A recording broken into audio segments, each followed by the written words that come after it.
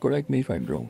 Ito yung lalaking nag-create ng isang realistic na spider web shooter na parang katulad ng nasa movie na Spider-Man at makikita mo nga dito na medyo durable ito dahil kaya nito magkarga ng isang water bottle. Ito naman yung lalaki na idinemo kung ano yung mangyayari kung sakaling pagsasamahin mo yung coke, mantika at mentos sa isang baso at makikita mo nga dito yung isang effect na kung tawagin ay lava lamp. Kung sakali naman pupunta sa karagatan at kukuha ng tubig galing dito, ay makakagawa ka ng literal na seasol kung pakukuluan mo ito sa loob ng 8 hours at para naman matuyo ito ng maayos kailangan mo lang itong ibilad sa araw. Ayon sa pag-aaral ay ang mga Himalayan salt ay ang ikinukonsidera bilang isa sa mga pinakamahal na uri ng asin sa buong mundo. Dahil sa napakahirap nitong i-harvest, sinasabing kadalasan itong nakukuha ng mga tao sa lugar ng Pakistan at naniniwala din yung napakaraming mga tao sa iba't ibang panig ng mundo na yung uri ng asin na ito ay mayroong napakaraming health benefits. Nagsimulang mag-gain ng popularity yung Himalayan salt noong mga panahong late 2000 at sa panahon natin ngayon ay ginagamit na ito para makapag-create ng mga estatwa, lampara at higit sa lahat ay para gawing isang table saw. Yung reason kung bakit napakamahal ng ganitong klaseng asin ay dahil sa kinakailangan na pumunta sa napakadilim at makitid na kuweba yung mga taong nag-harvest ito. At ayon sa statistics ng isang minahan ng Himalayan salt ay umaabot ng 1,000 tons yung nakukuha nila na halos kasing bigat ng